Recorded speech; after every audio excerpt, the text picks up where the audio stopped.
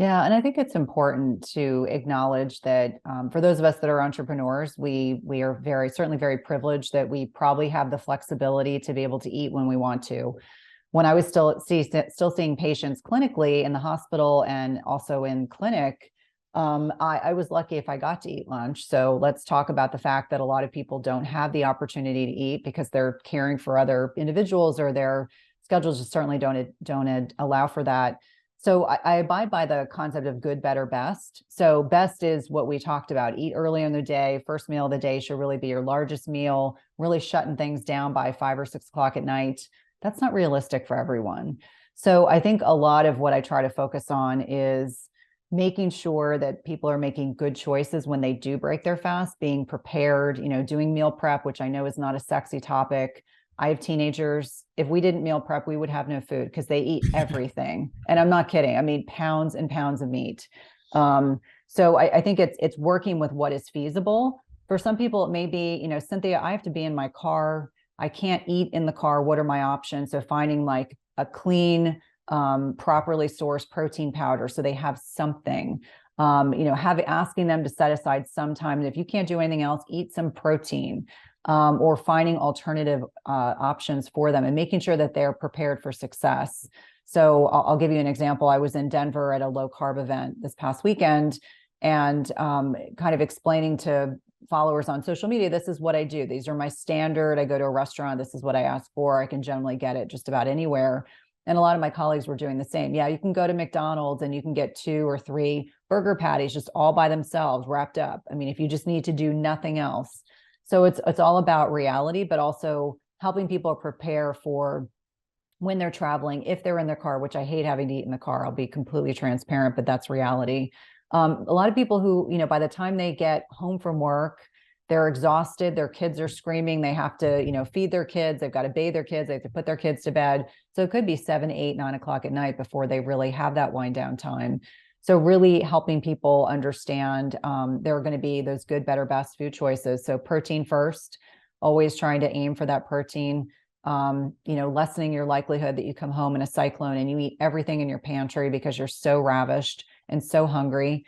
So I think it really comes down to some degree of being deliberate. I definitely, when I was rounding in the hospital, I would carry, and I'm not suggesting everyone do this, but again, being a little bit of a realist, clean protein source or beef jerky, something so that when you have the ability to sit down for 5 minutes, you have something healthy to eat, you will make better food choices. I think it's also important just to be honest and say every once in a while, you are more than likely going to not make a stellar decision. And you might end up eating something that doesn't agree with you, impacts your sleep quality, spikes your blood sugar. You have to let it go and take it as a learning opportunity. And so when I'm working with women in particular who are struggling with the evening, they don't get their meal done before 7, 8 o'clock at night, helping them make the best choice under those circumstances, have the protein, have the veggies, try to get in bed, understand tomorrow's a new day, try to stay really well hydrated during the day because dehydration can mimic a lot of symptoms that people are trying to avoid, the headaches, the brain fog, etc. But I think it comes down to having a plan, meal prepping as much as you can, having a plan if you're, traveling and you don't have consistent control over every parameter under which you can abide by in a restaurant. I am dedicated gluten-free and dairy-free, but when I go to a restaurant, I probably am getting some seed oil exposure, but I don't allow myself to not enjoy the meal, understanding that I may get some transient exposure to things I don't normally eat, because then it would just be obsessive. So the point of what I'm sharing is finding a situation and a solution that works well for each individual. And if it's the weekends when you have more flexibility, that's really the time to lean into those good habits. We know that even people that fast 2 days a week are going to derive benefit. So maybe you have a longer fast on a work day, and on the weekend, maybe you have a wider window and you really are diligent about hitting your protein metrics and those healthy fats and the right types of carbohydrates. So I think the point of what I'm trying to say to you and your listeners is that, give yourself some grace, plan ahead. When you have opportunities to eat early in the day, try to lean into it, but don't become obsessive about it. But I find for a lot of people, just eating those protein, trying to hit those protein macros, at least 30, 40, 50 grams of protein allows them to make better decisions when they are able to eat. Hey, this is Ari. I hope you enjoyed this little clip. And if you want to listen to the full length podcast, the link for that is down in the description below. Also, one more thing before you go, I want to mention, in case you don't already know about it, our formula, Energenesis. This is an amazing product that has multiple compounds in it that are scientifically proven in numerous studies to increase your energy levels, not just by 3% or 5% or 10%, but by 30 or 40 or 50% in a very, very short time frame.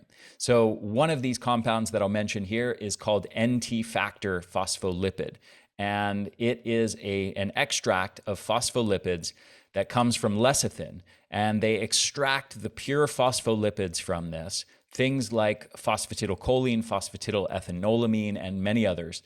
And these are the same fatty acid compounds, phospholipid compounds, that compose our cell membranes and mitochondrial membranes. And this specific patented formula has been shown actually to enter into the bloodstream undigested, basically without being broken down and denatured through the digestive process in the stomach and the intestines. It makes it into the bloodstream and actually makes it all the way to our cells and to our mitochondria, where it helps repair damaged mitochondrial membranes and facilitates our mitochondria functioning better. Now, all of that sounds like wonderful theory, and it sounds like it could be beneficial, but the real test is, has it actually been studied and been proven to increase your energy levels? And the answer is yes, absolutely. There are numerous studies outlined in a wonderful paper by a scientist named Garth Nicholson, in a paper called Lipid Replacement Therapy. I highly recommend checking this out if you're interested in digging into the research. But this compound has been studied in the context of multiple different kinds of chronic fatigue. Aging-related chronic fatigue, obesity-related chronic fatigue, obscure things like Gulf War illness, and numerous studies in chronic fatigue syndrome. And there are studies showing that this has the capability. They've taken one study, in fact, actually showed that in elderly adults over the age of 65, it restored their mitochondrial health, which had deteriorated heavily. It restored it to the level of healthy 29-year-olds, believe it or not. And they've actually measured energy levels in these people.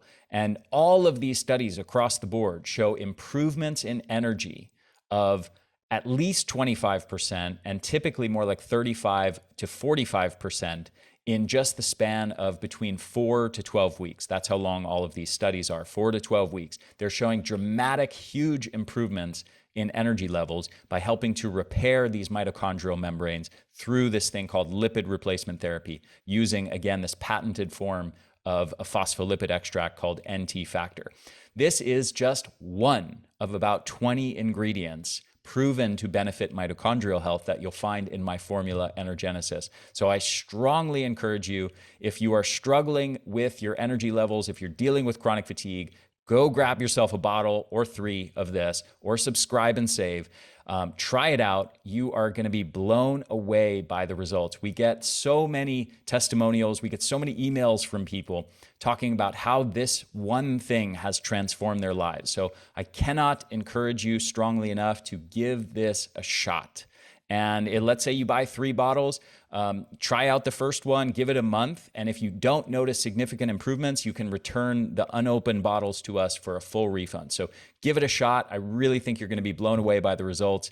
The formula is called Energenesis, and you can get it at theenergyblueprint.com or click the link below. So I hope you enjoyed this, and I'll talk to you again very soon.